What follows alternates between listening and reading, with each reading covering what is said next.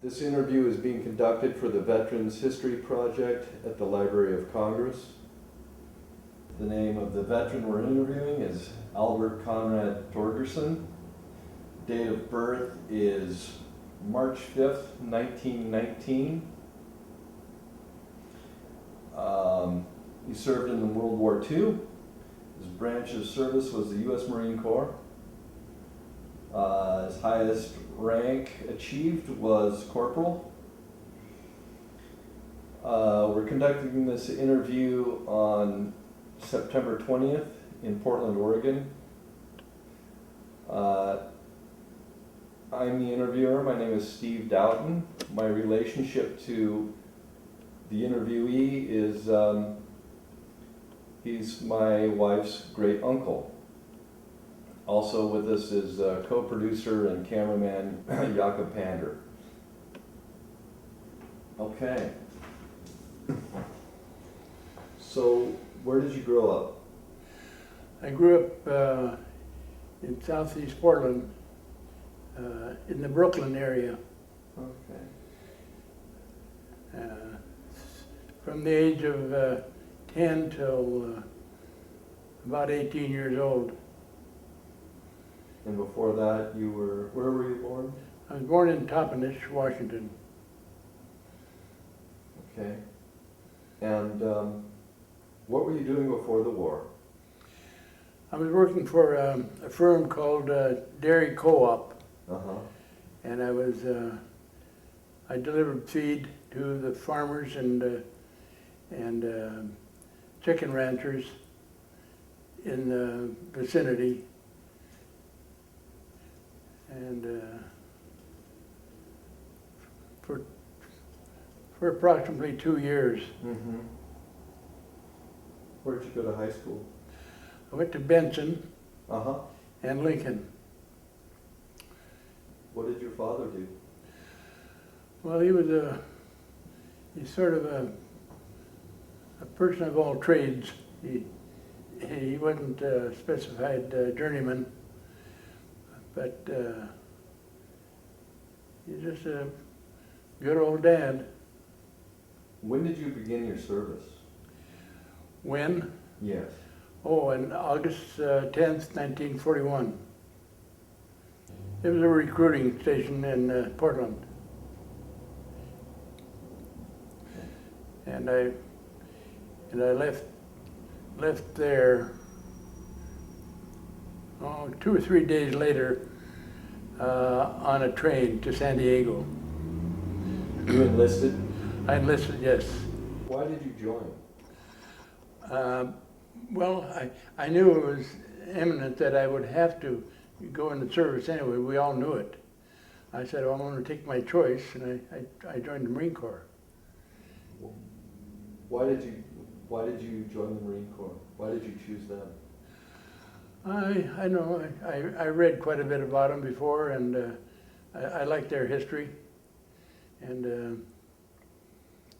I knew you had to qualify. You had to be pretty good to qualify. So that's the main reason. Do you recall your first days in service? Yeah. After we got off of the train at San Diego, we were lined up like a bunch of civilians that we were, scared and disoriented, and a rough-looking platoon sergeant was telling us what we're going to do, and we got rid of all our civilian clothes. I never did see them again. They were out of date by the time I got out anyway, and so I just followed the flow and scared and disoriented, like I said, and that's about it. Do you remember your instructor? Huh? Do you remember your instructor? Some of it, Mm-hmm. yeah. And that sergeant, do you remember his name? Sergeant, yeah, I remember the name, but I can't, it's right at the tip of my tongue, but I can't. Sergeant. I know he was a real mean individual. And I knew that after I got out of the service, if I ever met him in the street, I was going to confront him. Yeah, that was my feeling. And I did meet him later on in New Zealand, and he was the nicest, nicest person you could imagine. So how did you get through your boot camp experience? Oh, I managed. It was rough. It was that constant marching and close order drill. It was, and then the hikes we made. They were all very rough, but gradually grew on you. You know, you got a little tougher, and they did prepare us the way we thought they would. You know, and so. You first served in Pearl Harbor? Is that Yeah, where you Pearl first Harbor, served? yeah. Do you remember arriving to Pearl Harbor? Yeah, I do. Yeah. What was that like? It was, I forget how many days it took. It was on a transport, and I hadn't heard much about Pearl Harbor. Like most people in the U.S. didn't know much about Pearl Harbor in those days. And I was just wondering what it was going to be like, you know. And I knew there were some of the fellows went to Midway and some went to Wake Island. And I thought, boy, I'd like to go to. I heard about Wake Island, and it's an outpost, you know. And I thought that's where I'd like to go. We didn't anticipate a war, you know. So naturally, the way you felt was entirely different than what happened. So so anyway, we got to Pearl Harbor, and it was just wonderful, you know. A nice city, Honolulu, and we had liberties on Saturday and Sunday, I think. Just really a lazy, wonderful paradise, you know, and most of the people were walking around in barefoot. It's not the Pearl Harbor you know today, or Hawaii. Hawaii isn't, but most of the natives they were okay. You couldn't get too close to them like you could in some countries, you know. And but most of them were just barefooted. It was really a paradise, a tropical paradise. And boy, that sure changed when the martial law came. And then I didn't see Hawaii for a long time after that. Do you remember what you were doing just before the attack? Yeah, I was working on a building. Uh-huh. I was working on a big barracks, Mm-hmm. and we had several of them to build. Mm-hmm. So that's all I know. I was doing carpenter work. So, like all the engineers, they all had different occupations, you know, before they joined the service. And so the sirens went off, and you knew the attack was coming as you were working, or? No, we didn't hear a siren. We just one of the guys in the tent city. We lived in the tent city right next to the barracks. The barracks was full of regular Marines that were there before us. So so one of the guys just jumped up the 4 men to a tent, he jumped up. I thought the guy had lost his mind or something. He said, he just screamed it out. Here are those meatballs. He hollered, what? And anyway, we found out right soon what it was. He said, the Japs are here, the Japs are here. And so we all got up in our skivvies and whatever we had on, and we rushed out on the parade ground, which was right next to Hickam Field, which was strafed badly. And didn't get any of us on the parade ground. Of course, they didn't want us, they wanted the big stuff. And they rode down, they shot down those planes that were on the ground, strafed them. And I think I saw just one small plane leave, and there was a Zero right after him, following him. He probably got him too. We were firing at the planes as they left to Arizona. We could look down at the battleship row there. We could see most of the battleships from our parade ground. We were at a higher elevation.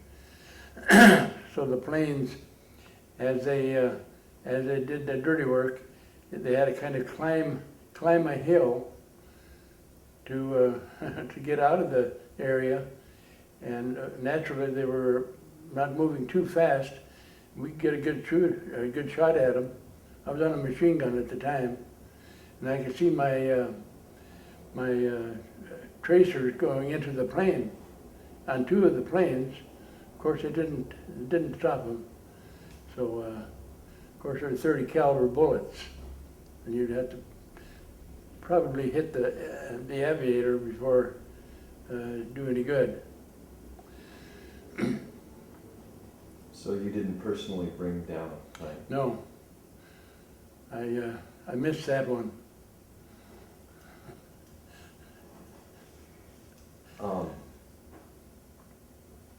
Can you tell us more about that day? That day was so hectic that you cannot imagine it. We were, I remember I was very angry. Fear wasn't the thing. I think we all felt the same. We were angry that we were being attacked by a nation that were supposedly friendly, and it was just something you can't define it too clearly, but they were. Well, it just made all of us angry, and we could see the destruction down below, which was terrible. We could see the Arizona as it tipped over, you know, and then suddenly there was no more fighter planes, and then 10 or 15 minutes later, here come the bombers over us, high-flying two-engine bombers, and I thought I could see the bombs coming right down at us as they were dropping them, but I didn't know my bombing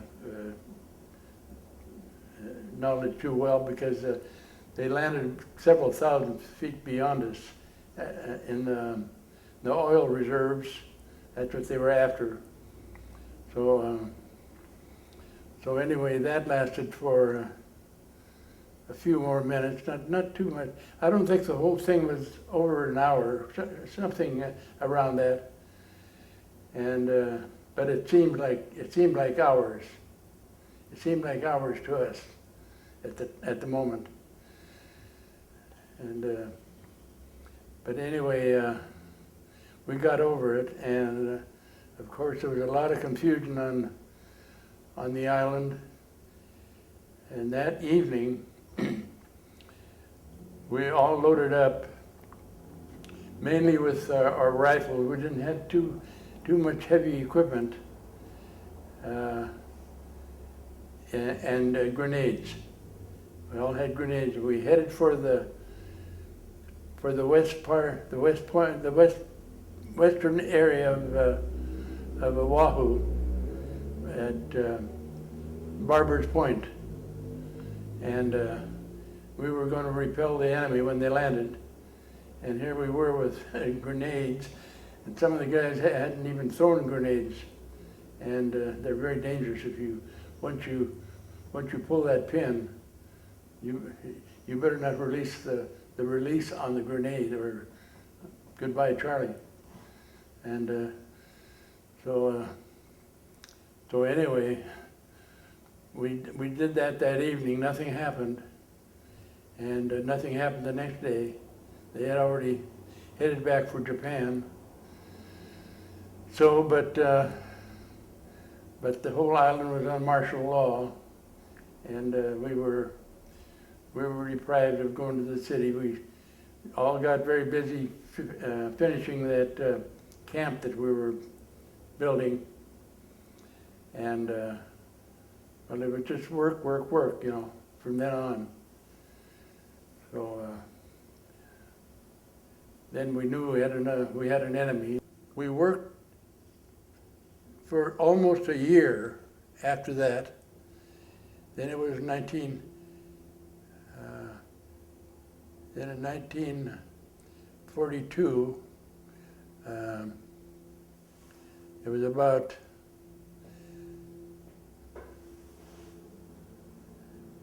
about 3 weeks. It must have been about in July sometime when we left in 1942 for an unknown destination, which was the Solomon Islands, Guadalcanal. And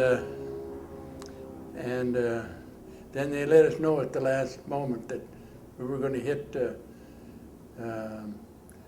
Guadalcanal August the 7th, 1942. Now, which company was this? This was the 2nd Marine Division. Yeah, and we were also with the 1st Marine Division. Mm-hmm. There was quite a big convoy, mm-hmm. But we didn't have very many ships, fighting ships, to go with us, mm-hmm. As the main battle wagons were destroyed. You know, we had one battleship. I think it was the USS Washington, and we had several cruisers, and quite a few destroyers, and we were in one large convoy, and we crossed the equator 7 or 8 times to to avoid the Japanese submarines. We made it okay. We got to Guadalcanal, and our Navy bombarded the daylights out of the beaches, and the 1st Division went in, and they made it fine. There wasn't too much opposition, and the 2 other islands there, Talagi and Gabudu, were also Japanese on them. They overtook them, and we were standing by, and we didn't land. Apparently we were just backing up the 1st Division in case they had a lot of trouble. Well, they had a lot of trouble later, but right at the moment, everything went good. They got in, and we started unloading supplies for them from the 2nd Division, and that was one of our mainstays, I guess. And that first day,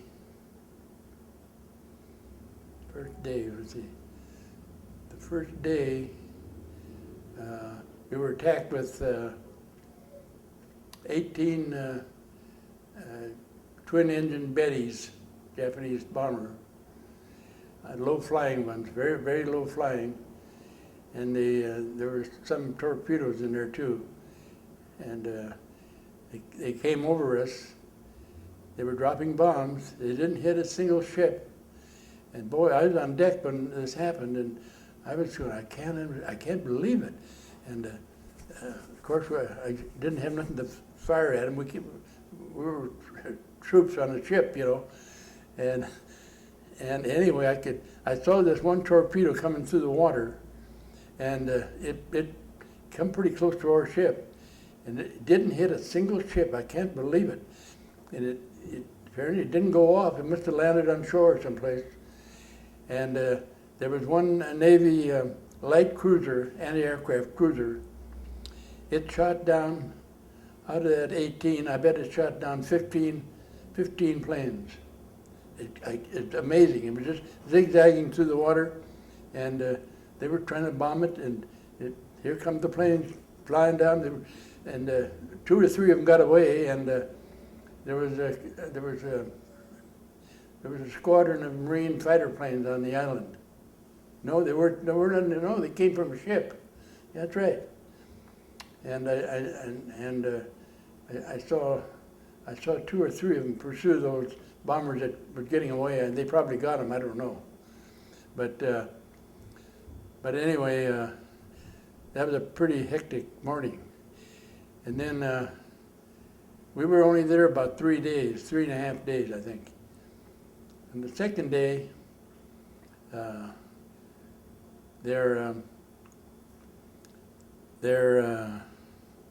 their fleet, which was a big one, came down the straits there along Guadalcanal, and there was an island there,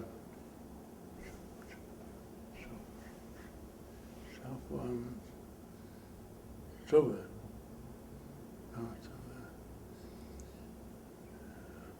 Island. Anyway, it's no significance except that it's a place, it's a marking place,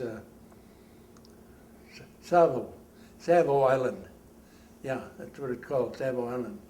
And the fleet came between it and Guadalcanal, and it was at night, and they were going to get the transports. We were sitting ducks. There was, God, the 1st Division and 2nd Division transports were all in that big lagoon or bay, what you would call it, and you could see the big shells going through the air, the 16-inchers from the battleships, and we got defeated that night, by the way, and the Navy did, yeah, and what happened was we lost 4 cruisers, heavy cruisers, all at one time, within a half an hour, and that one cruiser were the Sullivan brothers. Remember them? The 5 Sullivan brothers they were all on one ship. It was on the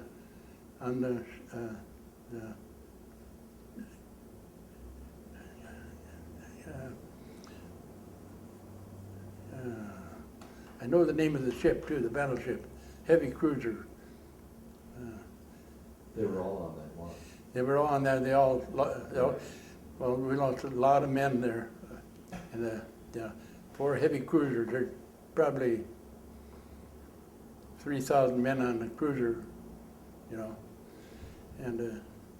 So this was your third conflict that you'd seen. There was the attack on Pearl Harbor. Yeah. And then the day before at Guadalcanal. Yeah, well, this is Guadalcanal that I'm talking about right now. Right. This is the 2nd day of Guadalcanal. Yeah. 2nd day of combat. Yeah. For you. Yeah. So your third day of combat total. Yeah. So far. Yeah. Were you scared yet? Oh, I was. Yeah, I wanted to get off of the ship. You know, being a landlubber, I didn't feel too safe on a ship. So why not? Well, just a characteristic of a fighting man. You know, one is used to fighting on the sea, and one is not. And unless you're a seagoing Marine, you know, you feel different. I felt comfortable on land. But you weren't yet. You hadn't yet. No, I haven't seen much combat yet. No, not in land. No. But you still felt more suited for it. Oh yeah. And so anyway,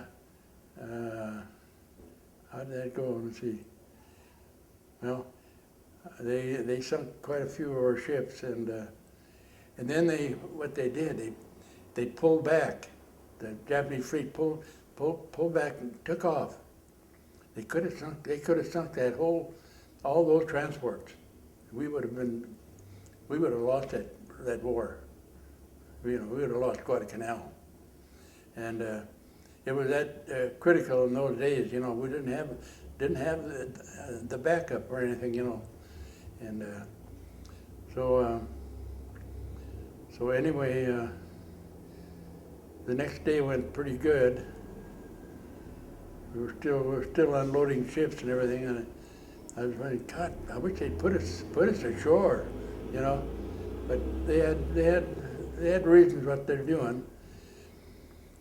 And then about the third or fourth day, they told us we were leaving, and they told us also that the Japanese were headed for the New Hebrides, to take the New Hebrides, which is a group of islands just like the Solomons, south of the Solomons, and jungle, very, very, very, very much jungle, So we took off, and we landed at, the Army had a base there. They had an air base, bomber base. And you were in a transport ship and landed on yeah, the we were in beach. a transports, yeah. How was that? Huh? How was that? That was your first time to get in one of those, was it? Oh, the transport? Yeah. Well, that's what we left the United States with too, Oh, okay. Yeah, I was used to it. It was crowded, and But this time you knew you were going to battle. yeah. Well, the Hebrides, we didn't know what to do. We were sent to defend it, and which is an unusual thing for the Marine Corps. They're usually offensive, So we got there. Mm-hmm. We got there and pulled into the lagoon, and just coconut trees and jungle, and we moved inland, or company did. When the ships landed, they all knew where they were going, different units, and my company went.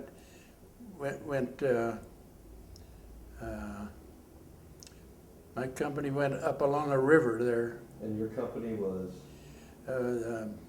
Company A, Company A, part of the part of the 18th Battalion. Okay, so you went up. Yeah, we went up this Sarasota River, and it's a river about the size of the Clackamas River, but deep, but 15, 16 feet deep. And there's some more about that river I'll tell you later, but we all rendezvoused up into there and set up shop. What were your duties? Oh, we were just assembling camp and everything at that time, But my duties was as a defender, seeing.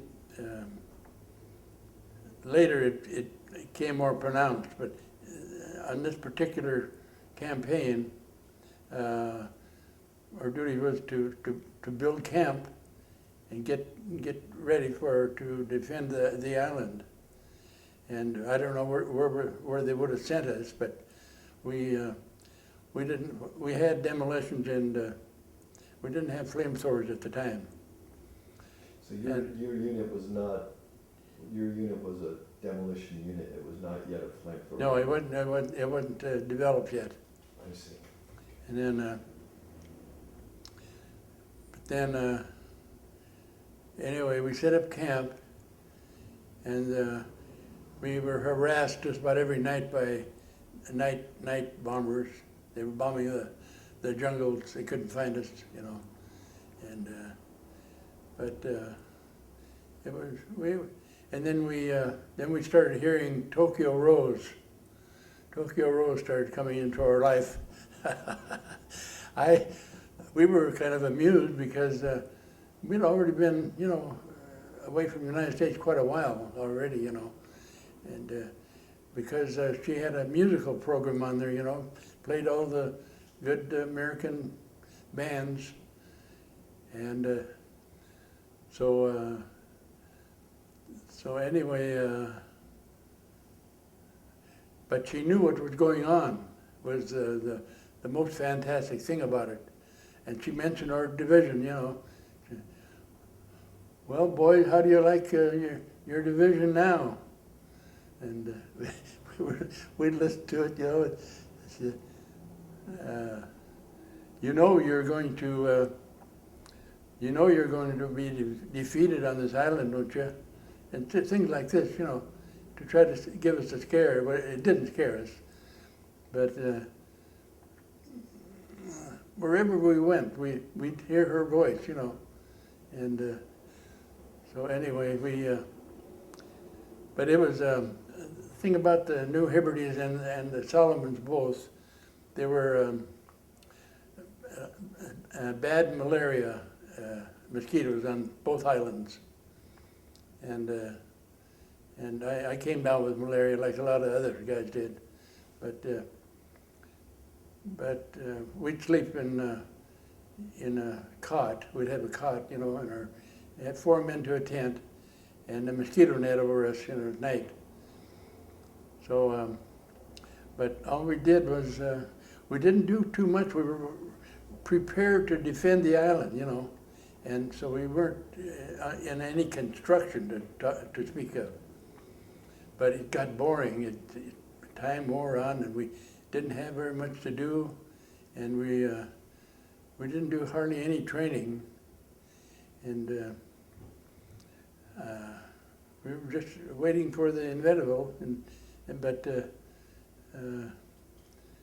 anyway, we did the best we could. We kept healthy.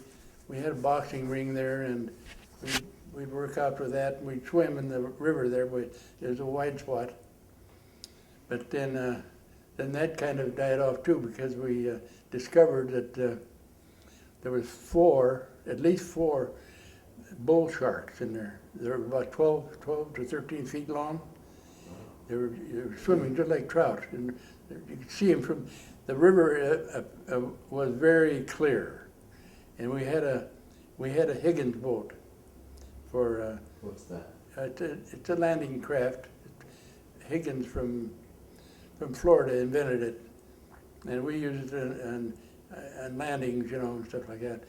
Higgins, and we used other craft too, but it was it had a motor on it, and it was transportation for us, and we'd go upriver and throw a couple of grenades in the river and get fish once in a while that way, for the kitchen, and so.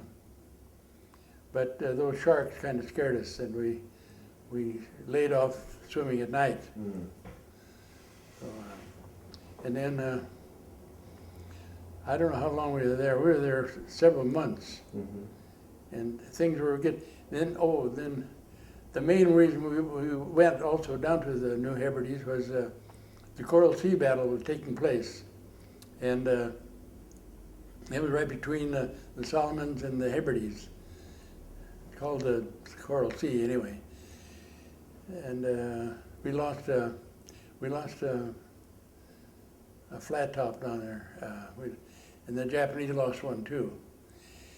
And we took in a carrier, yeah, and we took in a lot of the personnel off of the carrier. It was burned real bad, very bad. And taking burned people like that in an outdoor hospital, in the jungles especially, it's not very good. But unbelievable. I saw all these cots out there, and they had technicians taking care of them. And what they did was they used maggots on them. There's maggots on them. They'd go between the dead skin and I don't know. They used them and they're very successful.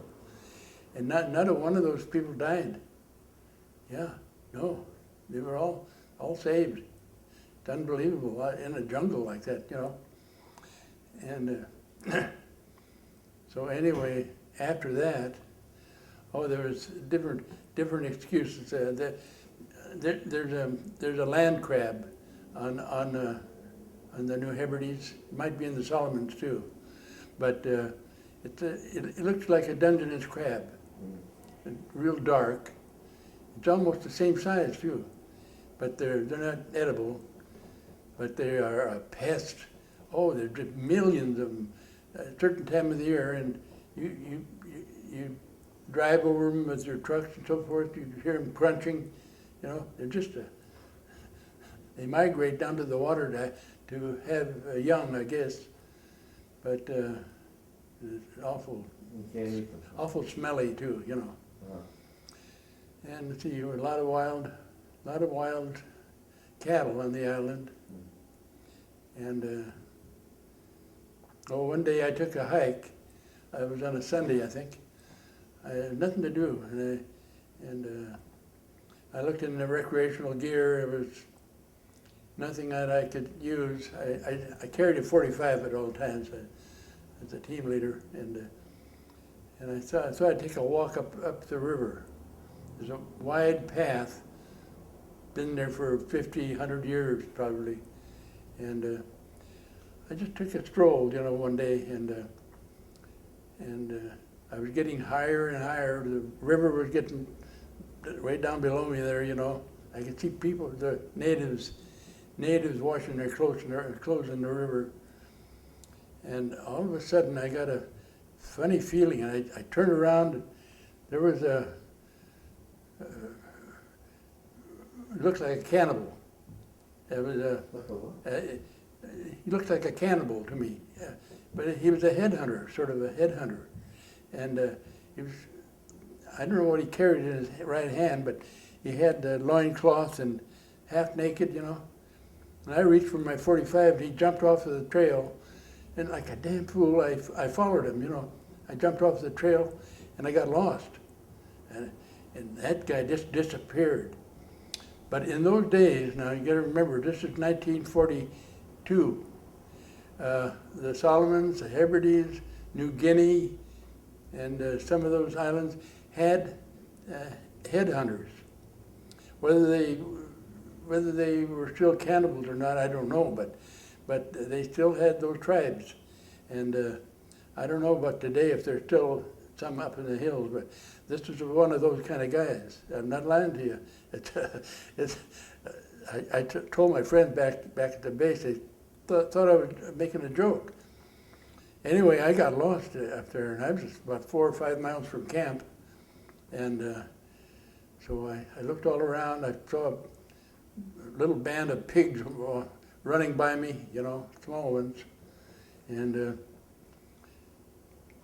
so I climbed a tree, and I finally saw it way down yonder, and I made a beeline for it. And I finally hit the trail by luck. I hit the trail. I wasn't a good woodsman at the time. But anyway, that was about 5 or 6 o'clock in the evening when I found it. And boy, being isolated out there in that malaria-infested jungle. But that's about the most excitement I had on the island. So, and well, we'd already been there about 6 months, I think. It was just really boring, and nothing very eventful happened there, except those planes bothered us at night, but that wasn't very much. Oh, I forgot to mention, when I was on the New Hebrides, a ship came in from America.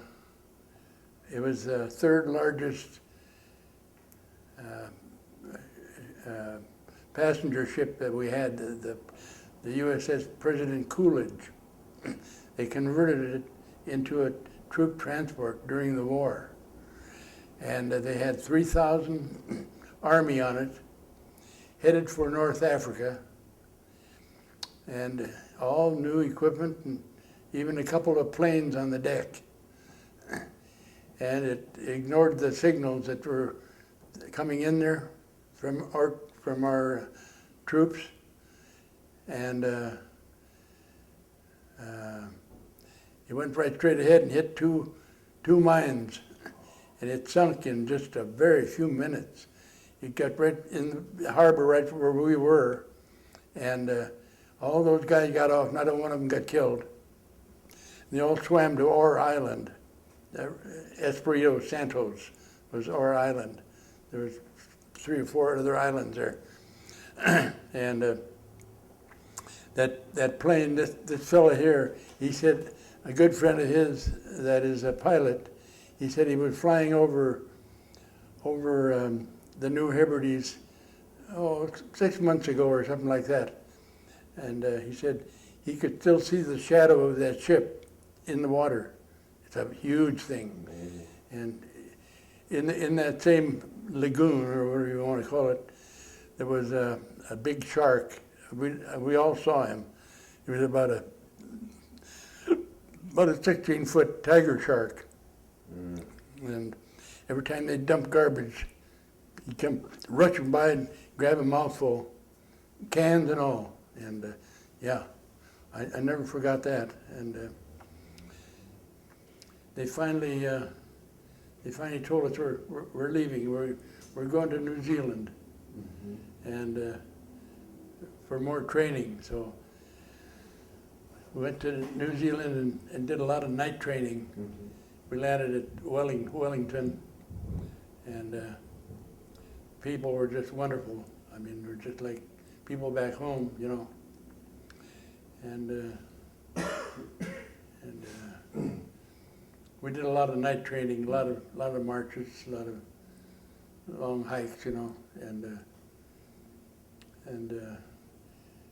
then we did a lot of demolition work, you know, training in that facility. And did you, at this point, were you issued flamethrowers, or? Yeah, we had flamethrowers then too. We had flamethrowers and demolitions. So you were training with the flamethrowers? Yeah, that's where we got mostly our training. And you were corporal? Yeah, and a team leader? Yeah, a team leader then, yeah. And first of all, when we landed there, I went to the hospital in New Wellington, the Silver Stream Hospital, with malaria, real bad. I didn't think I was going to live, but I was there about 2 weeks, and then I come out of it. A lot of guys died in there, but then anyway, then we did the night training. We did a lot of night landings too. Did Hawke's Bay, and some of the guys got killed there in the landings. Real bad water, and killed how? Yeah. How were they killed? Oh, you know, coming from the landing nets down into the boats, real rough sea, very rough sea, and got killed that way, you know. And but that's where you learn, you know. And then we got the call. We were there several months. Got the call we were going on a mission, and they didn't tell us what it was until we were almost there. Then they told us it was Tarawa. I said, "Oh, okay, well, Tarawa." And then they said, "Well, don't worry, because it's going to be shelled and bombed for days, and you'll be able to just walk up to a Jap and stab him with a bayonet. It'll be that easy, you know." And how wrong they were, you know. I remember getting into the landing boats. We got on what was it? We had several different types. We about 15 of us jumped on LST, landing craft tank. It would carry a tank, but it carried us instead. So, and we had about 8 or 9 miles of water to go through to land. But as we were coming in, the Japs had 2 guns, one on each end of the island. They were captured at Singapore that they overran, you know, and they were dual-purpose 5-inch guns, and that's a big shell. And our transports had to move out farther because they could reach us out there, and so we had a long ways to go in the water before we got to the island. And you were dodging shells the whole time? Oh, you could see some of the boats in the water getting hit. But then when we got to the shore. Was this daytime? Yeah, early in the morning. Okay. Yeah, and it was still fairly dark, just starting to get light. And then we hit that coral reef around the island, and it was over 500 yards out from the land, and that's where we had to get off at. This is what really hurt the landing, you know. And we were on Red Beach 3. There was Red Beach 1, 2, and 3, and we hit Red Beach 3, and I never forget it. I had my demolition pack on my chest and on my back, and a bandolier of. I had a bandolier around my waist and one over my shoulder, and a grappling hook and a rope around my neck, and mine detector suitcase in my hand. Looks like a lot of heavy stuff. And my rifle, and of course my pistol, and I stepped off of the landing craft, and I went right straight down. I lit in a bomb crater, one of the bombs it made, and I went right down to the bottom of it. I dropped that and pulled that off. I held my breath, and the bandolier came off, and I climbed the other side up, and I got out of the water all right, and then the water was up to here. And you march in at this kind of height at full speed, and boy, I'll tell you, it takes energy. And so other guys were doing the same thing, but I don't know how many there was. We had hundreds of guys in the water, you know, and but they were getting shot right and left. All I could think of was getting to shore, and my buddy was right with me, and we made it to shore, and just collapsed on the beach. We couldn't move. I mean, we were exhausted, and there was the log barricades there all the way around the island to hold the sand back so it wouldn't disappear in the ocean. Anyway, and but the firing was so intense, and then there was a dock right alongside of us. They went 500 yards out into the ocean, and we were right parallel with that, and they were underneath there too, shooting at us, and there was a couple ships sunk, small ships. They were in there shooting at us from the back, you know, and it just, I mean, At this point, you only had your pistol. Yeah, and I had a rifle You too. still had your rifle. Yeah.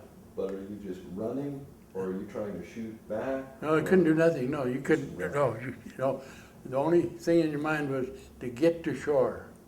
You couldn't help your buddies either. Mm. You were, well, it's against all rules to do it, to stop and help them, you know. Mm. And so anyway, it was just very difficult getting in. and the water was red. They named the beach very well, Red Beach 3, and so were the other beaches, red. And that coral reef was just on one side of the island, you know, where we landed, and we were supposed to hit it at high tide, and we didn't. It was an Englishman gave us the information, you know, that had been on the island prior to this. But incidentally, the Japanese had 18 years to fortify this island. 18 years. They did a good job of it. They did. The only thing is that it would have been even worse hadn't we severed their communications, and they couldn't communicate too well with each other. The general on the island, of course, he got killed too, but well, it was a nightmare. Tell me about getting on that beach then. The beach? Yeah, tell us about how you got on, once you got on shore. What did you do? Oh, as soon as I got my breath and everything, before I completely got my breath, I was going to go over to the wall, like where most of them were hanging right around that wall, the ones that got in. My buddy next to me got hit right in the forehead with a piece of shrapnel, and so he was out of commission right there. So, and finally I had enough energy left, and I got it over to the wall, and there was they made an alligator tank during World War II. It was thin-skinned, but it would travel in water as well on land. But it was not a successful piece of junk, is what it was. And there was one of those right up against the log barricade, and that was the command post. And our colonel was in there. He was giving orders from the bottom of that. And so that's where I went. And that lasted for a few minutes until something else happened, you know. And I could turn around and I could look at the ones coming behind me. And boy, those landing craft were getting hit right and left, just blowing up just exploding, you know. Oh God, I can't believe I made it through there. And anyway, when all of those ended that first morning, and see what happened. The poor Navy, you know, the coxswains that would take us in on their landing craft and then go back for more, you know. Only so many at a time could land. And well, anyway, that first night, oh, it seemed like night would never come, you know. And but the intensity of the battle was just hard to describe. It just, the whole island, and it was a small island, only about a half a mile wide and a mile and a half long. And this is just unbelievable that the commander of the island, he had said to the public, and we got the word, he said 1 million men can't take this island. That was his bragging, you know. But it didn't work that way. So then what happened next? Well, the next was it started getting dark. It was just starting to get dark, and at the end of the pier out there, I guess we had something coming in, and there was a fire at the end of the pier for some reason. And our Colonel Shoup, he later became the commandant of the Marine Corps, said, I want 8 volunteers. You. I was one of them. He said, get out there and put that fire out right now. And And I ran to the pier, and the pier had I think it was a 4x4 on each side of the pier. You could drive out on it with a vehicle, you know, one of those kinds. And I got down my hands and knees and started crawling along the edge, and right alongside of me I could hear the machine gun bullets tearing up the wood, right alongside of me. There was a machine gun aimed at me, and he was either a poor shot or something was wrong, but I was just terrified right then. I just stayed real still, and then he stopped, and then I started crawling again. And I hear the machine gun go again. I see the splinters in the wood right alongside of me. Finally, it quit, you know. It got a little darker, and I crawled, and I kept crawling. I got out to the end, and there was one guy in the water with the helmet trying to dose the water off, and I took my helmet off too, and I helped him try to put the flame out. We finally got it out, but then I got back on the deck and a hand came up off of right in front of me, a small hand, I knew it was a Japanese. Put his hand up above, and I reached down, I got my bayonet, and I started swinging, and hand disappeared. Just real mysterious, you know. I wasn't going to go underneath the dock and look for him, but I was going to chop his hand off, I know that. But anyway, then it got dark, and then their guns silenced too. And we were given orders, don't shoot anymore tonight. And said, just use your bayonet or your hunting knife to kill them and get more to come in. You know, he was a kind of bloodthirsty colonel. He said, fix bayonets, you guys.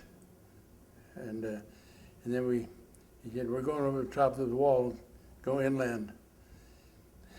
Boy, I'll tell you, we all did, and we rushed inland. There was big bomb craters all over.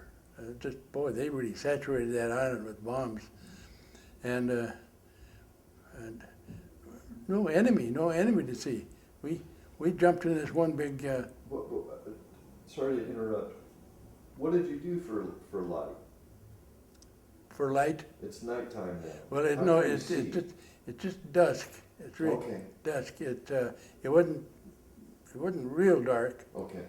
And our group, I don't know, there was about 5 of us. We jumped in a big bomb crater. You couldn't see an enemy. You didn't know where you were going. We stopped and we said, God, this is crazy. And so we stayed there quite a while, and we decided we'd go back to where we started from.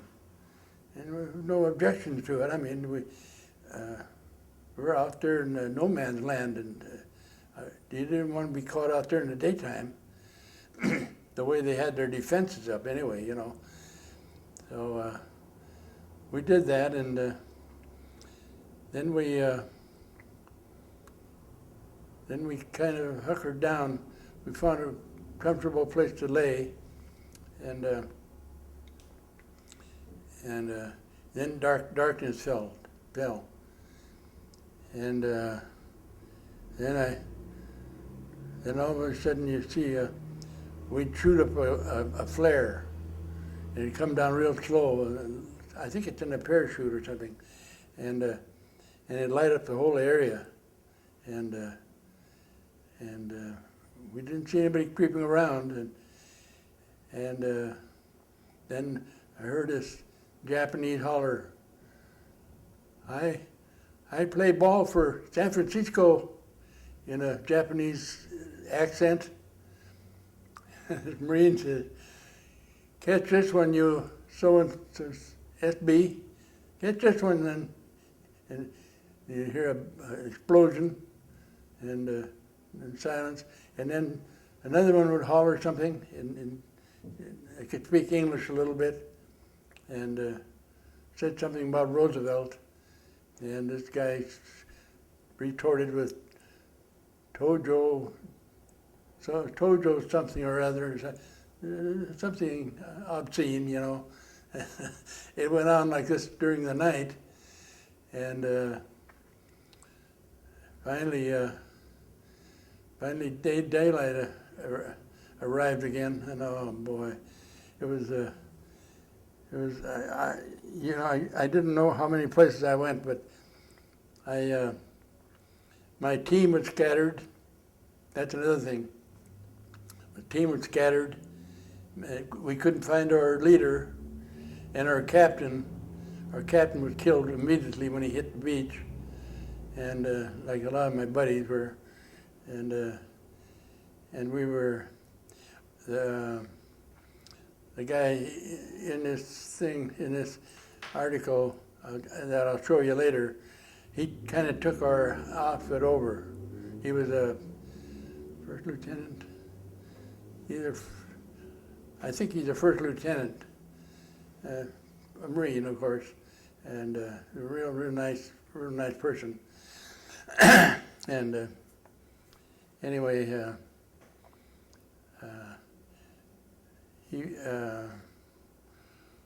one guy in the outfit had a flamethrower, and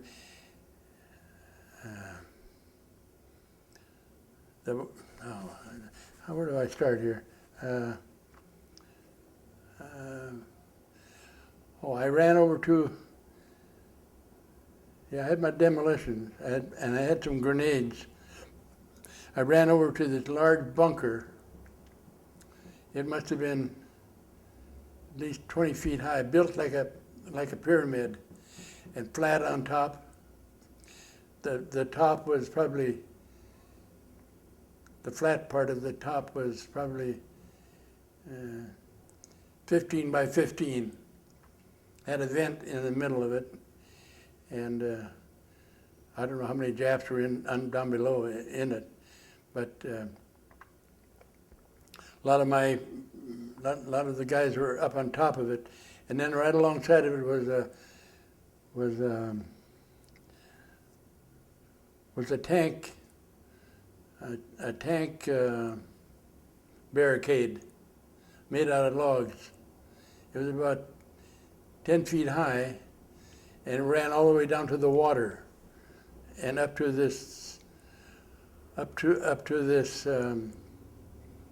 bunker, or whatever it is, and the Japs were. There were Japanese situated on top of this bunker. No, we were. Or you were. Yeah, Okay. and You climbed on top. Or? well, I did after a bit, but Okay. but I ran down alongside this tank barricade because there were Japs on the other side of it, and one threw a grenade over the top. It was not like ours. It was a little different. And I grabbed it right away and threw it back over, and it exploded. And and then I threw a couple of our own grenades over the top, and I held it for a little bit. It's 4-second fuse. I held it a little bit, released it, and then I threw it over so they couldn't throw it back. And then I ran to the top of this thing, and I had several more grenades, and the Japs were down below. I remember seeing them, and all of us guys were throwing grenades at them. And this one guy had a flamethrower up there, and he tried to shoot him with the flamethrower, and the wind was catching the flame and blowing it back at us. I screamed at him, "Turn that thing off!"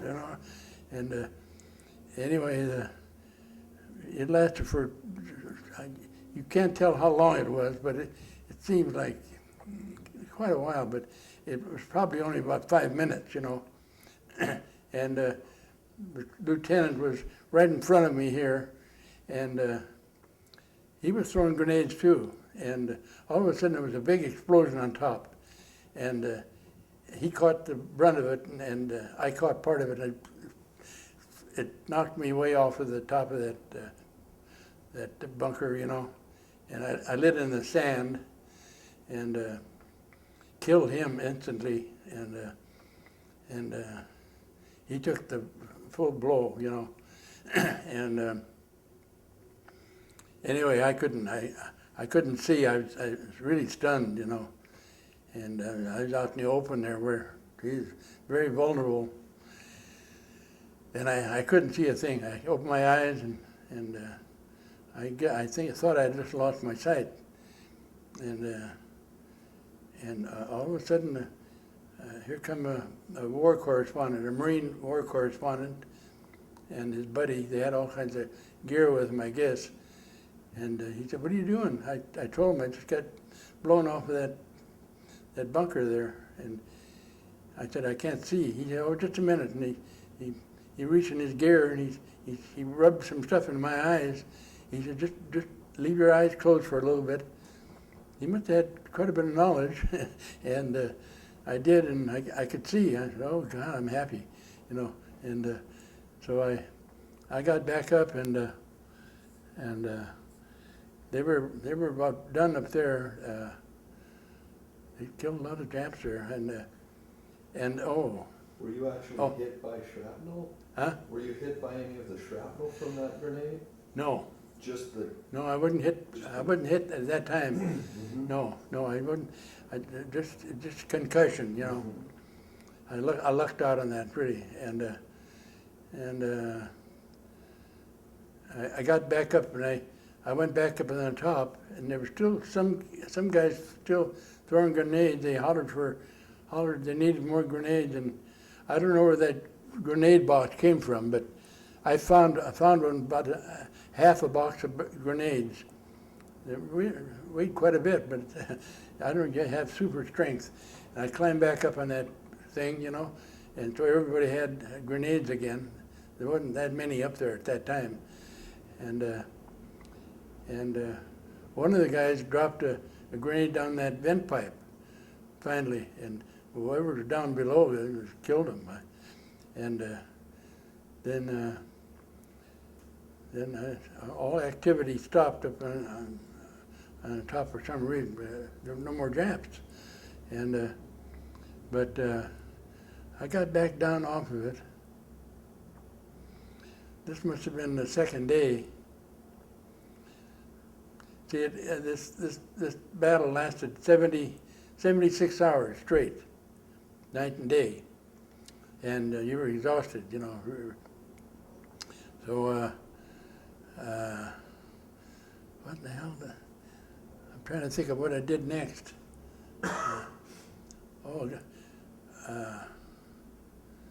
There were no front lines. Craziest battle you could imagine, you know. They were behind you, in front of you. You don't know where they were. And they had these pill boxes. They were made out of logs.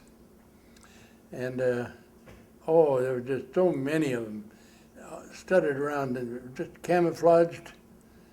And you wondered how they got in them, but you didn't know it till after the battle was over that they had trenches dug. Remember, I said there was 18 years to reinforce this thing, and then they had plywood over the top of the trench, and then they put sand back over them again, you know, and so they could go from one pillbox to the next. You'd blow them out of the pillbox with a flamethrower. Next couple hours, there'd be more in there. You didn't know where they came from. You couldn't see them. They're all underground. It's unbelievable. And anyway, I went back to headquarters there, and the lieutenant said, "You better get some sleep." I said, "Okay." And I laid down, closed my eyes, and here's land crabs there too, land crabs. One had me by the lip, and one was going up my pants leg. I said, "Holy crap!" I jumped up and I got that one out of my pant leg, and of course I got that one off my lip, and I couldn't go to sleep. So I just stayed awake 76 hours, and I was exhausted. But that was the first night. Did it leave a scar on you? The No. crab? No, that was from. I got hijacked in 3 guys. What do you call it? On the street Oh. in Portland here, and they got me down trying to get my money. You know, I had some money in my pocket here. Took my wallet and threw it out in the street, and kicked me in the face. I had scarred all over my face. I was down on the ground. I couldn't get up. There was one guy that got me from behind and tackled my arms. Boy, I was fighting mad too, I'll tell you. But anyway, I went up to Veterans Hospital that night, and everything was all right. I healed up pretty fast. It was a different battle. Yeah. But So the crab had you by the lip, and the other one it was up my pants leg, yeah. And anyway, that was kind of So funny. then you didn't sleep after that. No, I didn't sleep after that, no. But I was tired. Then the next day, what the hell? It was boring. It was,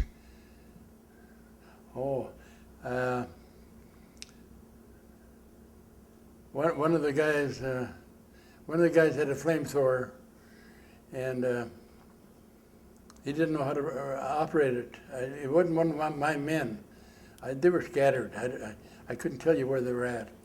I said, "Hey, I'll take care of that." And I strapped it on, and I had this guy. I told him how to 2 valves in the back, oxygen and nitrogen valves, and then they had the diesel fuel in the center of the big tank. I said, just turn those on, and I went to one of the pillboxes. I ran towards it, you know, and I squeezed the trigger. It wouldn't ignite. Damn spark plug was wet, and it wouldn't ignite. So I hit the ground and hollered at them, throw a grenade in there, you know. And they threw a couple of grenades, and I got out of there. And I was mad. The damn equipment wouldn't work, and I could see the stream of the fluid going right into the pillbox too. And I could see a couple of arms moving in there. They thought maybe it was a secret weapon. I don't know, but How heavy is that tank? oh, it must have held at least 5 gallons. So 7 times 35, 40 pounds. Plus the gun. The gun is light. It's light. Gun was light. It's just flexible hose, and it would shoot from almost from here across the street there. 50 feet, 100 feet. Yeah, 75, about 75 feet, I think. Yeah. So, let's see. How in the hell? Oh, there was so much activity going on, you know, and it's. I could tell you about other people's events. There's one guy from the Scout and Snipers. He was a lieutenant. He was a madman. He got some old vehicle there, and somebody drove it, and he was riding alongside of it he was throwing grenades, and he was, exposing himself pretty heavily, you know, and so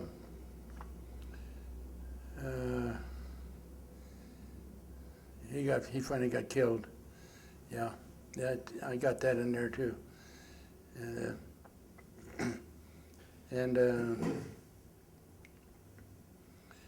Well, anyway, I went with a bunch of them toward the far end of the island, where the Japs were kind of congregating, and we had a mixed battle down there. Some of them you could see them, and of course the barricade was only about this high, just just high enough to, 2 feet, 2.5 Yeah. feet. yeah, to get behind and fire from it. And they went down. Anyway, all the other units, we finally got our artillery on shore, and that helped a lot, and let's see what else. Can't think of much more on that. It was just, I'm just curious, is on that battle, was most of that battle fought on that beach, or were you guys all through the jungles by that point, by day 3? there was no jungle on Tarawa. Oh, okay. It was I failed to tell you that. You could only see 1 or 2 coconut trees. They'd cut them all down for barricade work. It was just plain, just sand and bunkers. And so that give you a better idea. And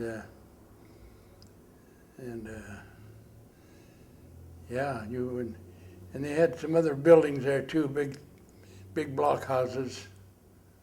They were all bombed out, They were targets. And then they got their 2 big guns. And then a bunch of French 75s that they were probably in between those pillboxes. And they fired those and So then you did manage to overtake the island. huh? The U.S. forces did overtake the island. Yeah, the Marines, yeah, Mhm. the 2nd Marine Division, yeah. But then on the third day, I was behind this little barricade, and my buddy was right next to me. He wasn't a close buddy of mine. He was one of the guys in the company, though. That I didn't know him, but they were all your buddies, And for some reason, I think I must have turned sideways, and he got hit right in the head, the helmet, went right through his head and came out here, and that's the one that landed in my thigh, as a spent bullet. Because it must have been him, because as soon as he made some kind of a noise, and I felt the pain in my leg at the same time. So it must have been the one that went through his jaw. But anyway, it knocked me out of commission, and that was about the end of the battle anyway. And I went on a hospital ship, and the doctor, surgeon he told me, taking that out would injure so many of your nerves and so forth. He said, it's better to leave it in there, he said. And he said, it'll move around in your leg, and it has. I feel it once in a while. I never did tell them about the veterans, but it was a gash about that wide and deep, So anyway, I've lived with it, and it's all right. It hadn't really bothered me. Just once in a while, I feel a little tiny little twinge once in a while, and so I know it's in there. How long were you on the hospital ship? We went right to Hawaii from there, and I was on the hospital ship several days. From Tarawa to Hawaii was must have been 1,000 miles. Mm. And so I got off of there at the big island of Hawaii, and they called it Camp Tarawa. And that's where they gave us a big welcome and had a big feed for us. 14,000 of us, second division. What was the food like? Oh, it was real nice. We had, they had, I think, 10 big steers on a barbecue, not a rotisserie, but one of those revolving spit, yeah. And pigs and chickens, and we had plenty to eat. And it belonged to the Parker Ranch on the Big Island. In fact, it was the biggest ranch in the world, they said. Bigger than the King Ranch in Texas. Yeah, and Did they have entertainment there for you too? Huh? Did they have entertainment there too? Yeah, they had Bob Crosby and his orchestra. Bing Crosby's brother, Bob, he sang pretty good too.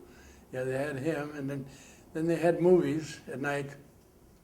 And Which ones? Do you remember what movies they showed? I remember one movie was Arsenic and Old Lace. Oh, Boris Karloff. what did you think of that? Yeah, that was pretty good, yeah. Cary Grant? Huh? And Cary Grant? Yeah, Cary Grant, yeah. Yeah, that was one of his best acting, I think, that movie. And see what else. Yeah, they treated us pretty good. And then we were there then we did a lot of intensive training there too, And we were Kona. We were right near Kona. It was a little village, very small. Now it's a high-riser, they say. And I don't know how long we were there, but then we went. They said we're going on another little mission, and I said, "Oh yeah, that's nice." so from there we went to Saipan, and I guess they had just taken back Guam. Guam had just been taken back from the Japanese. I don't know what division that was. Already they had 3rd and 4th divisions already. So we landed without any problems on Saipan. Bombarded it, but that was a big island. They had 50,000-60,000 Japanese on it. And by the way, on Tarawa, we took either 17 or 19 prisoners. All the rest were killed. How many? Mm-hmm. How many killed, do you know? Huh? Do you know how many were killed? And the Japanese? I don't know how many. I don't know how many Japanese were on the island, to tell you the truth. It's in the thousands, but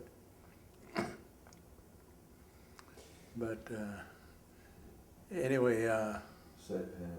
Huh? Saipan. Saipan is a different story.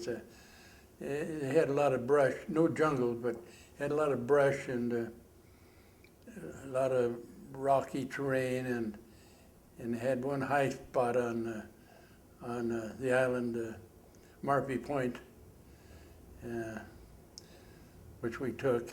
And but getting in that first morning, I remember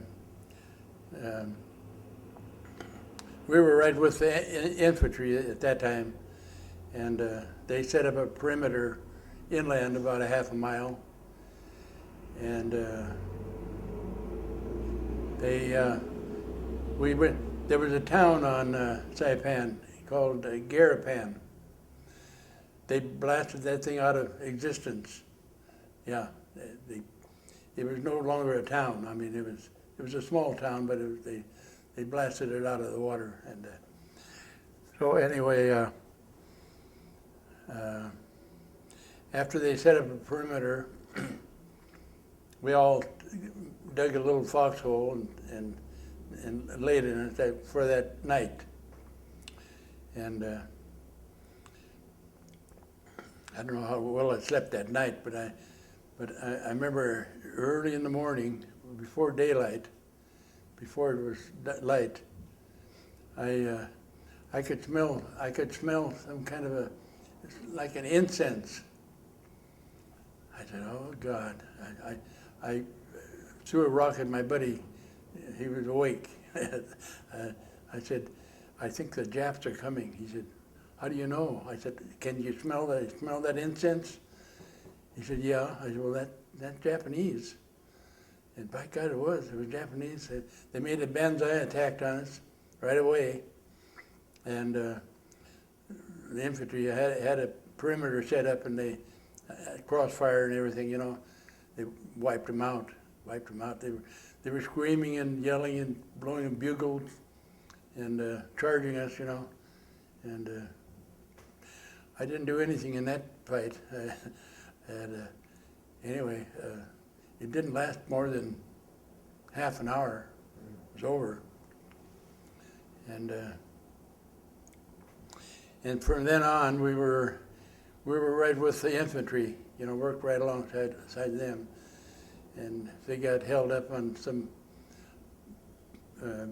barricade or anything like that, we'd tackle it. That's where the demolitions came in pretty handy, you know. What's a typical way is there a typical way to take a bunker? No, there's no. I don't think they're all a little different. Mm-hmm. But being the leader, I had to divert my men the best way I knew how, and they all lived. None of them got hurt. And can you tell us about taking another? Do you have any other outstanding, particularly memorable experiences of taking one of these bunkers? Any in Well, particular that stand out? There's a big cave up on Marpy Point, and our leaders wanted some prisoners. They said try to send some prisoners in, and so my team, we got to this one cave.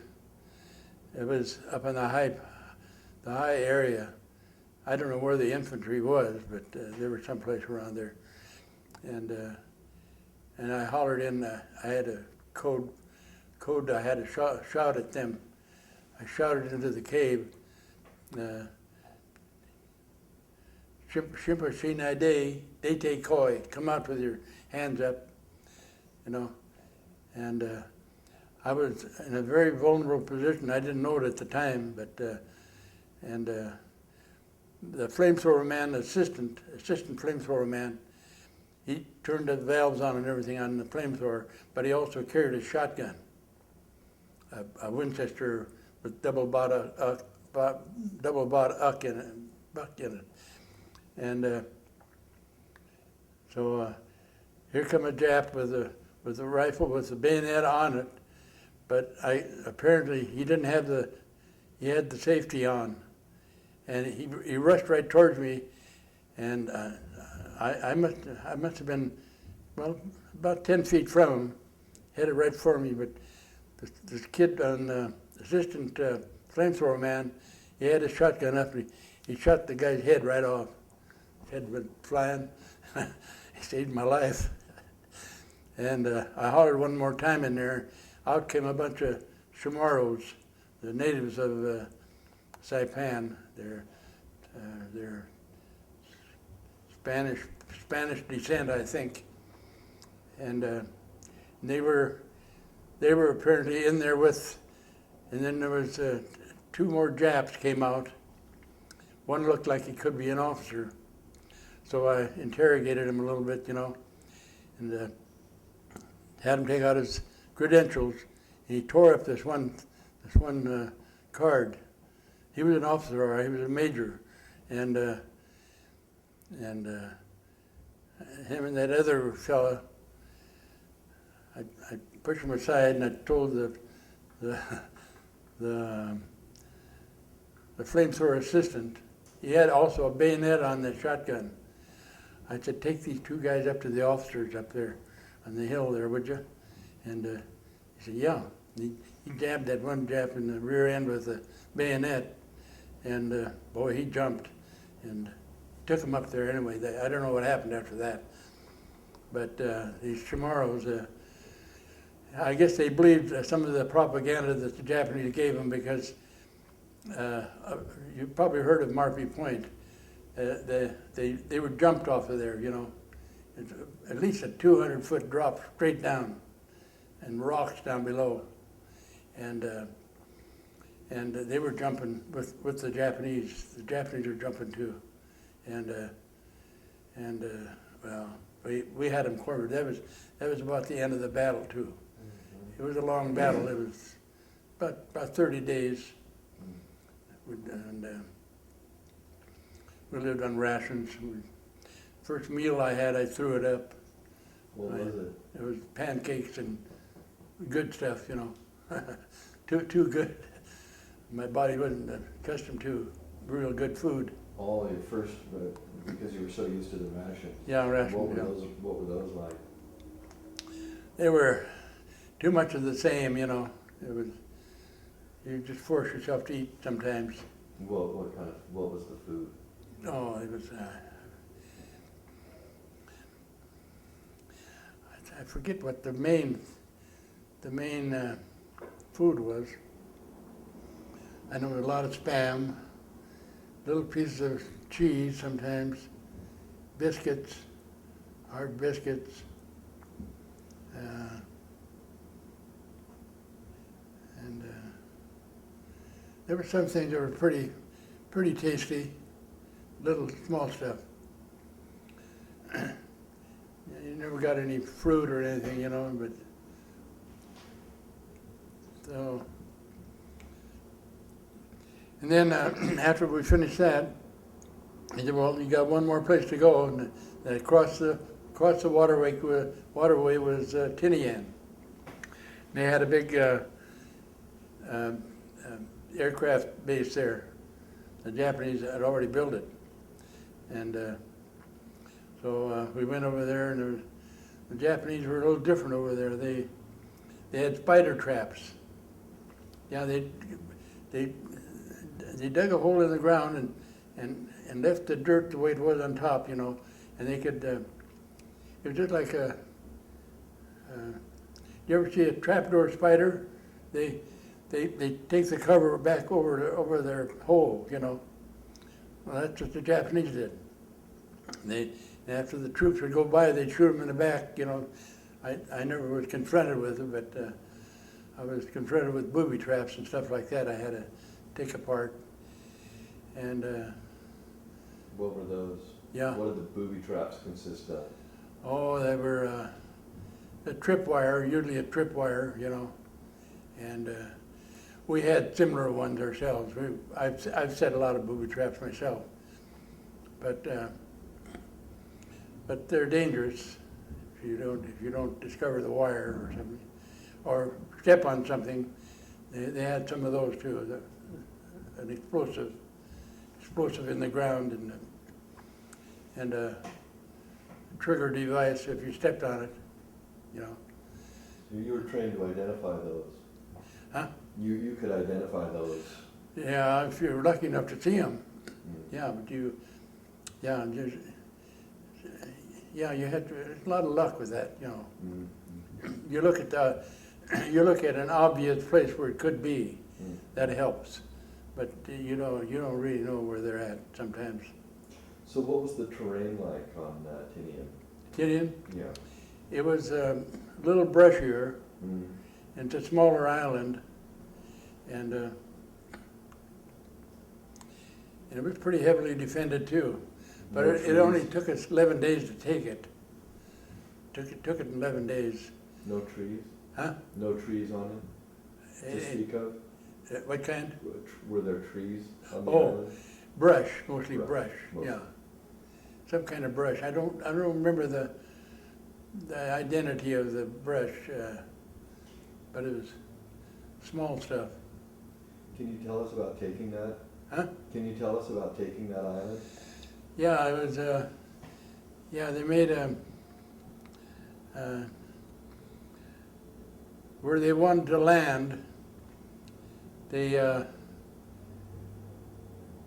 they fooled the Japanese by making a diversionary landing with part of the troops in another area to divert them away from the place where we wanted to land. And we landed there with no opposition. And well, I don't remember too much of the fighting. I don't remember too much of using the flamethrower there, but it was a lot of rifle fire, and the infantry did most of the work there. Yeah. And while I was on Saipan, the Japanese had a mountain gun on a railroad track up high ground there, and this big gun that they had, I don't know what, it must have been an 8-inch long barrel one. I saw it one time, but they'd pull it out of the tunnel, whatever it was, and fire at the ships who were down below in the waterways down below on Tinian. And one of those shells, I watched it happen. He blew a turret off of that cruiser, and boy, it killed several men. And boy, that cruiser just shot out in high water, you know, away from the island. He was only, you know, a few hundred yards from the coast, from the coast of the island. And then that gun had pulled back, and the planes were trying to find this thing, and they were pretty close. They finally got it, but it took them some time to get it. But it was pretty fascinating, those big guns that they had. I saw several of them on Saipan, but by that time our aerial strength was very good, and our fighting ships were back to normal, and better ones too. And Yeah. our submarines were doing a good job. Oh yeah, our submarines were doing very good, and the folks back home were building some pretty good stuff, you know.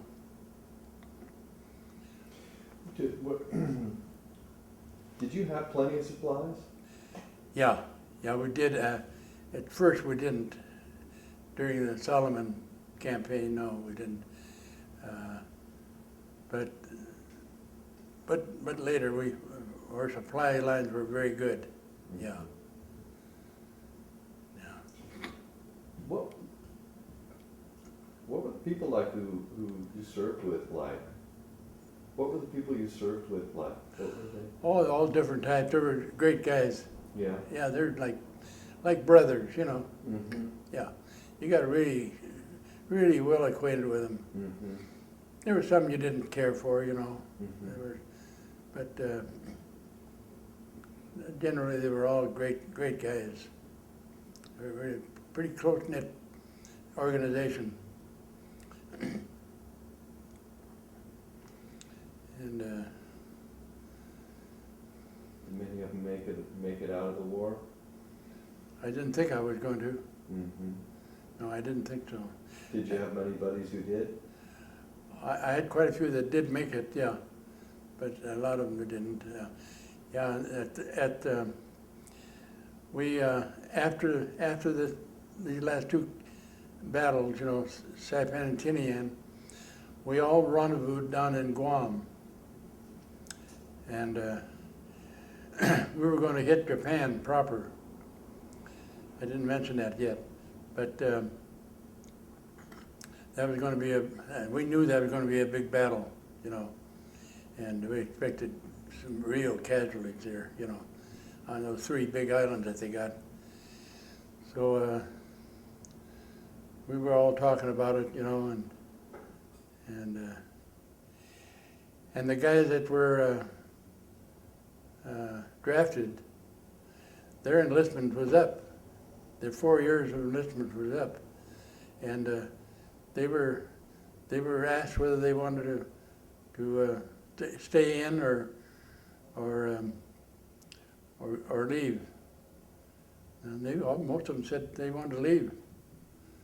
And they asked me, you know, because I was I had a four-year enlistment, and they said you can chip over for 1 year if you want to. He said you still have a regular discharge. I said, well, I'll sign over for 1 year, and I said I know this war can't last much longer. I knew we had to take Japan though, and so I did. And about 5 days later, they dropped that first big bomb on Japan. And I said, oh boy, I shouldn't have signed over, because I wanted to get out too, but I wanted to also see the end of the war. And then they dropped the second one. Then it was over, and so I went to occupation on Japan, which was quite an experience. I'm glad I did, you know, I'm glad I saw it. What did you think of those bombs? Well, I was grateful that they did it. I'm very grateful, because we would have lost 500,000 men after looking at the terrain and what we had to tackle. I knew we'd have a big loss of casualties. So sure, the brutality of it, after you think about it, is terrible, you know, by killing a lot of innocent people. But it's like they say, war is hell. So, but the Japanese people, oh, they bowed to us as we came in. All of them, they bowed. They were, so we really didn't know just what they were like, you know, but they were nice people. They weren't the warlords, you know. They were people that didn't want war too. And even Hirohito himself, you know, he was considered a criminal, but MacArthur, through his translations and everything, he let him off. He let him off the hook. But there was a good reason for it, because he did control the people. You know, so we could understand that.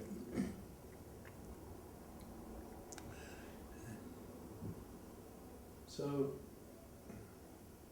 were you surprised by your impressions of the Japanese people once you were in the occupation? Yeah, I was quite surprised. Yeah, they were nice to us. They were very friendly, and I didn't see very much hatred toward us, because we must have released something that they weren't used to. You know, some kind of a reality that they didn't have before. You know. So, how do you mean? Well, I think that the Japanese people, you know, it wasn't a democracy, and they held back what they felt. I imagine more than we do. We let our opinions out in the open. But they were subdued people, you know, and the emperor was really a god to them. But so when we came in there with all this freedom that we have, and the way we displayed it to them, they took to it right away. They liked us. That kind of thing was always hidden from the public, with Tojo and the murderous generals that they had, you know, and so they were kind of living in the dark. But we opened that door for them. I think they're outside of those 2 bad bombs. I think they're grateful to us. I was there for 6 months, And then they sent me back to the States, and I went up to, what the hell's the name of the island? Whidbey Island, Washington. The Naval Air Station up there. That was boring. That was boring. I couldn't live that peacetime duty. You can't stand it if you've been in combat. You're just too irritable. You're restless, too restless. What did you do in the days and weeks afterwards, after the occupation? You were up there at Whidbey Island for how long? 6 months. Then my enlistment was up. Mm-hmm. 5 years. Mm-hmm. Yeah. Did they kind of leave you alone up there, or did you have to? Oh, I was on guard duty. Mm-hmm. I was corporal of the guard at the main gate, Mm-hmm. and very boring. Mm-hmm. The sailors coming in all the time, Mm-hmm. and I don't know. It's just, they're. Oh, I miss the old guys so much, you know, from a regular outfit, and then they were all gone. I went back to work where I worked before I went in the service for some time. Then it got very boring to me, and I did something else. Oh, I went to Vanport College for about a year. I was in, yeah. Then I just couldn't afford it any longer. I had a 10% disability at that time, but then it changed later on. I got more out of that. But What about the GI Bill? yeah, I went to school on the GI Bill, and they bought all my books, but I was very restless, and I don't know.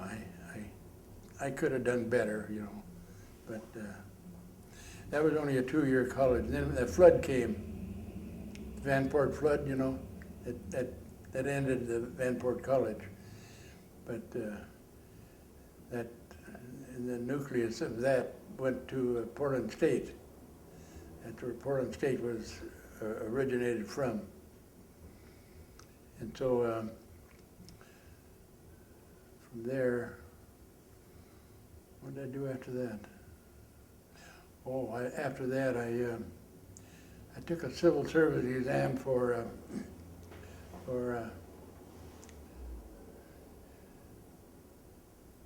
what was it? A geological survey. Mm. There was a examination, government examination, and having a 10% disability, I lucked out. I got that job. I was sent down to Sacramento, Mm-hmm. but I was in an office working on topographical photographs and stuff like this, you know. It was way out of my line. I didn't like it at all, and just fooling around all day long on a desk. I said, oh my God, I can't. I told the man, I said, if it's possible, could I get a field job instead of this? I said, this is not my forte. I'd rather do anything than this. He said, yeah, sure you can. Next one comes up, we'll give it to you. And they did. You did join the Veterans Organization, didn't you? Yeah, I belong to the. Yeah, I'm at the Veterans Hospital. Uh-huh. Yeah, I belong to that. Okay. I belong to the first division. I correspond with them. You still correspond with them? Yeah, they send me notices all the time. Mm-hmm. Yeah.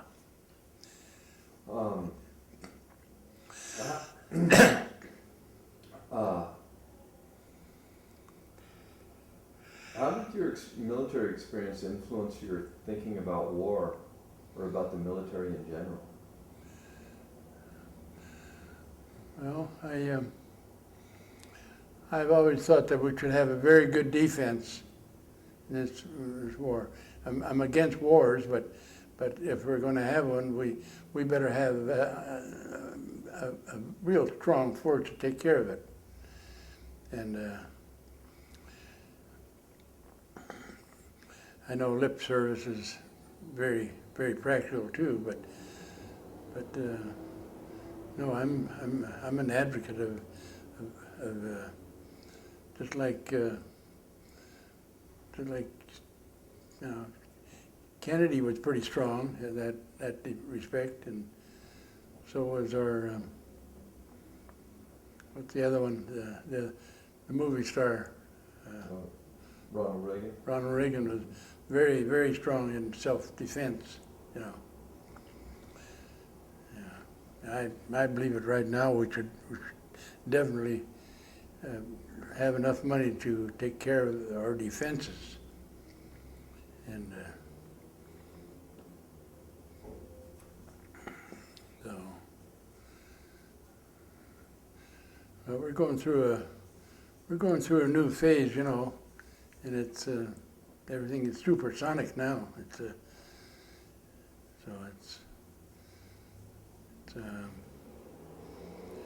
I'm glad we have Boeing, and I'm glad we have, you know, the fighter aircraft factory down in Texas.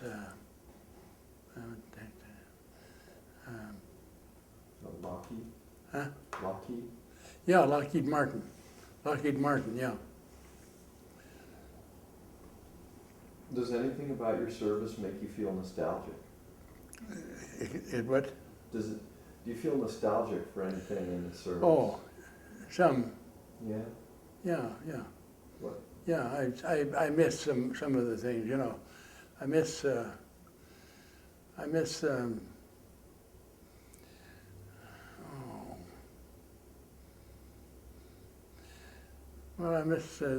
comradeship, you know, mainly, yeah. Yeah, no matter where we were, it was a great group to be with. You know, I miss all of that. I used to go to on Liberty with my buddies, you know, wherever I was, and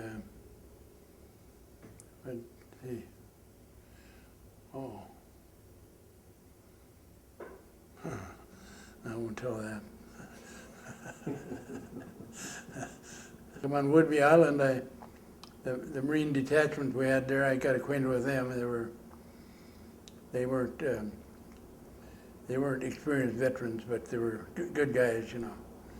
And I used to go up to Vancouver, BC, on a 72-hour pass, and very interesting.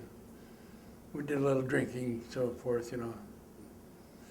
And everything was pretty good. And on the East Coast,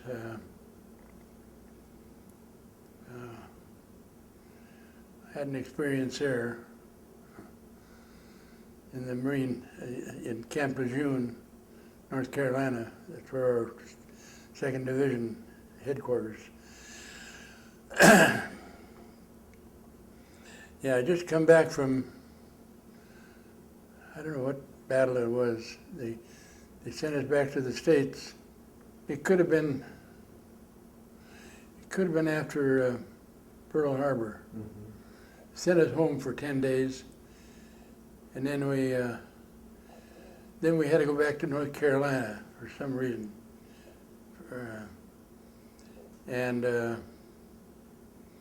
Yeah. And we did a little training back there, yeah. And I went into I forget the names now, you know, of the facilities in the Marine Corps. I forget all those names. Mm-hmm. I went in for a requisition of new clothing because my old dungarees and everything were all worn out. Mm-hmm. And kind of funny in a way because I went up to the desk, and there's a big burly guy there, a little bit on the fat side, and he had a nameplate. I forget what that was now, but I didn't go by etiquette or the finer things in the Marine Corps. I called his name out. I said, "Hey, whatever his name was," and he looked at me. I said, "I need a requisition on clothing." He said, "What'd you call me?" I said, "I called you by your name." He said, "You called me sir." I said, "Oh, no, I don't call NCO sir. I need my clothing." He said, "We'll go see about that." He took me into the first lieutenant's office, which happened to be a veteran. And as soon as he walked in first, and as soon as I walked in the door, he hollered attention, this big fat man. I didn't come to attention. I walked up to the desk, then I came to attention. And the lieutenant looked at me, funny. And he said, "I understand you given this sergeant a bad time." I said, "I don't think I was, sir." I said, I just called his name. I don't say sir to an NCO. He kind of grinned. He said, "Yeah, but you should be a little bit more polite." I said, "Oh yeah, I will. When the occasion arises, I will be." And he said, "Do your best." I walked out and I said, "Give me my goddamn clothes." Well, the Bronze Star is that ribbon right there, Mm-hmm. and the Purple Heart is this one. Corresponding with that medal. Yeah. And I don't know, this one is that ribbon right there, but I really don't know what the medal is for. How old are you in that photograph? I'd say I was 23, 24 years old. Could have been a little bit older. Yeah, these are the officers I had on Tarawa. This is the one that got killed. These three got killed. And this Colonel Shoup ended up the commandant of the Marine Corps. And tell us this guy, the next guy over to the left. Yeah. Yeah. Yeah. Who was he again? Lieutenant Hawkins. He was a Texan. Told a friend, "I'll see you someday, but not on this earth." It's one of the things he said to his buddy. He was right. He was the sniper with the Yeah, grenades. a scout and sniper outfit.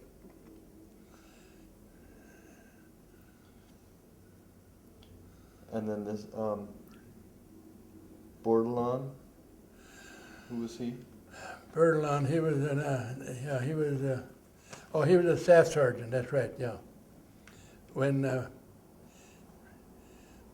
he hit the beach first day, most of his men were behind him in the lagoon, dead, dying, or drowning. But Bertillon lost no time in launching a one-way attack against the enemy. Anyway, it goes on. And then this last. The last one,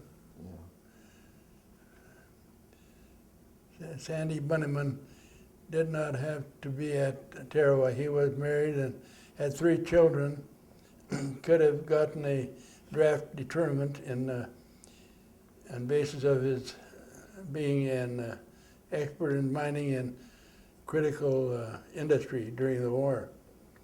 Bunnyman preferred performed heroically in the first 2 days of the fighting, and even more on his 3rd day, when, among other things, he led an assault on a large bomb-proof building occupied by enemy. It was grim, risky work. He had brave, heavy fire, and get to the roof of the building, pour gasoline into his air vents, and ignite the fuel with TNT. That's not the way I saw it, but as one of their first charges blew away an entrance, Japanese ran from opening and almost into one of them. He had fired a 15-round clip of bullets. Some fell, others kept coming. One of them inserted a second clip in his weapon and fired again, killing 3 of the enemy. He almost made it just as Marines were coming to his aid. Sandy Bunman was shot and killed. He was blown up. Said shot and killed. That's not true. He was blown up with an explosion. He was the guy who was hit with the grenade. Yeah. When you got hit. Yeah, I don't know whether it was a grenade or a charge, one of the two. But you took the lesser of that blast. Well, I know he took his life, not intentionally, I don't suppose, but he just happened to be in the wrong place, or I was. I don't know. I can't tell you that.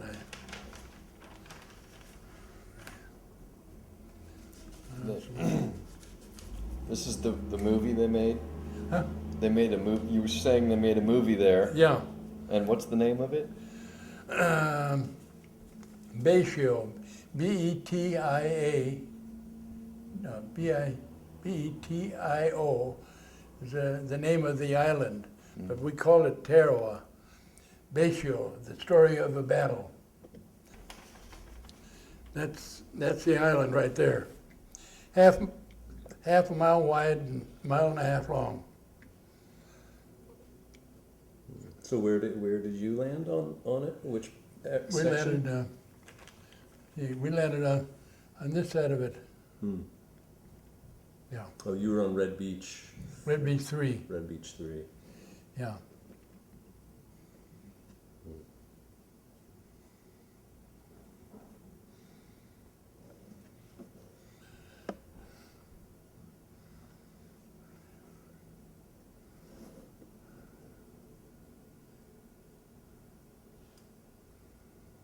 Were you around with just any of when the prisoners were taken, or were this was elsewhere?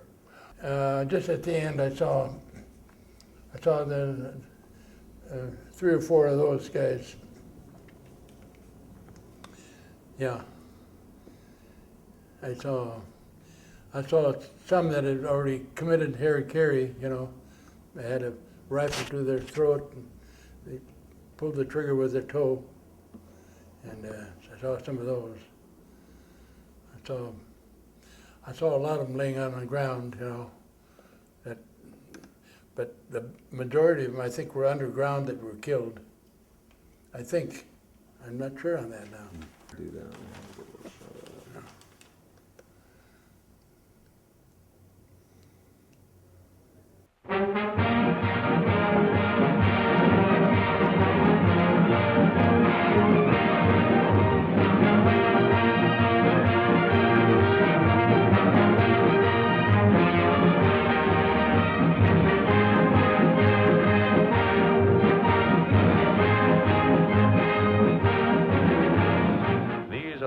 Of the 2nd Marine Division. We're now embarking on a full-scale amphibious operation after many months of intensive training.